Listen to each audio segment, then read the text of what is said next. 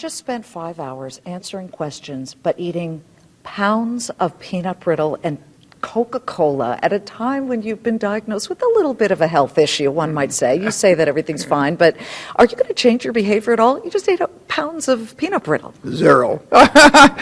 This behavior's got me to 81, and all I've got is a little prostate cancer that wouldn't even need to be treated. So I am fine with what I'm doing. And you're feeling well? You're not fatigued today? No, not in the least. Not in the least. A very important question came up from one of the shareholders, and everybody, I could see collectively, sat on the edge of their seats, and that was, if the corporate tax rate were to be brought down, would that help jumpstart the economy? Now, you said no because there's a lot of liquidity, but everybody waited for you to say what would jumpstart the economy. Do you have the idea? What will jumpstart the economy is more household formations, and the more households that are formed, the quicker we eat up the excess housing inventory, which is being eaten up. And I would say in a place like Omaha, it's very small in the way of an excess inventory. But household formations are what cause houses to be occupied, or apartment units, and that is holding back the economy.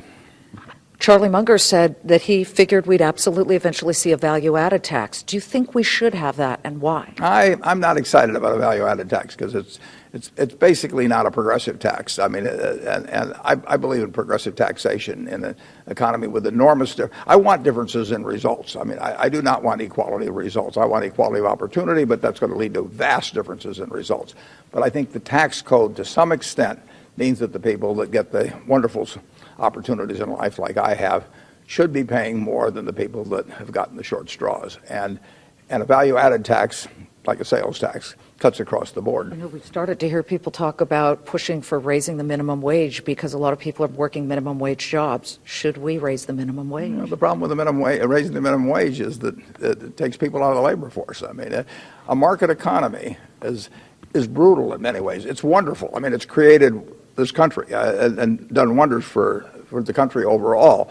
But if you set a minimum wage that's too high for the abilities of the person that the market has to hire, all you've done is driven them from employment. You may need an assisted wage in some occupations by the government, so that the employer pays part of it and that it's assisted in some way.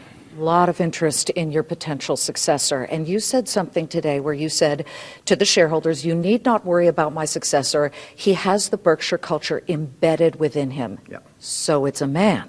It is a man. Yeah, I've used he several times. Okay. Doesn't mean it'll be a man 10 years from now, but I hope I'm wrong to make where that's relevant. But it is a man now. Is that why you're not naming this person? Because you could change your mind?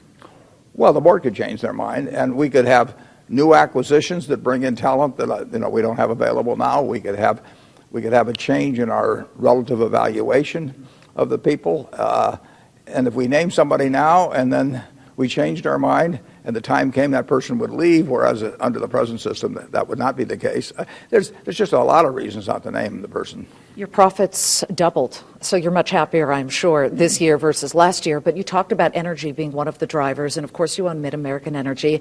Talked about natural gas. It is at such incredible lows. You love to buy things low. Would you purchase, or you think about natural gas, and should we be converting trucks, converting this economy and this country over to natural gas usage? Well, natural gas is so cheap, it's ridiculous now. On the other hand, although I think it's about probably $2.30 now, it got down to $1.95 or thereabouts. But if you buy it for delivery 3 years out, you're going to pay $4. If you buy it for delivery 1 year out, you're going to pay about $3.40. So if you're going to convert things, you can't really look at the spot price. You have to look at the futures price, and so you can't extrapolate out to $2 and make decisions based on it. It still looks cheap if you look out at the futures prices, but it doesn't look as dramatically cheap as if you look at the spot price. You just said you bought 2 businesses in the Netherlands. What did you buy? Well, we bought one business. We bought a poultry equipment business that fits under our company CTB. We've got a terrific management at CTB, and I love the idea of Vic Mancinelli, who runs that, getting another business to add. You said that you might get more into newspapers, but you think it's stupid that some newspaper owners ended up putting that same paper that people pay 50 cents or $1 for up on the web for free. Will you change the business model of the Omaha World Herald or the Buffalo News, and will you buy more newspapers? I think both of those papers have actually made some modifications or are in the process of looking at making a modification. The Gannett papers, you've got dozens of them making changes. This is something that's happening in the newspaper business right now. For the last 6 or 8 years, almost all the newspapers have given away on the net what they were selling. But that has changed. That has changed and is changing big time right now. And I wouldn't be at all surprised if we buy more newspapers. Okay, thank you very Okay. much. Thank you.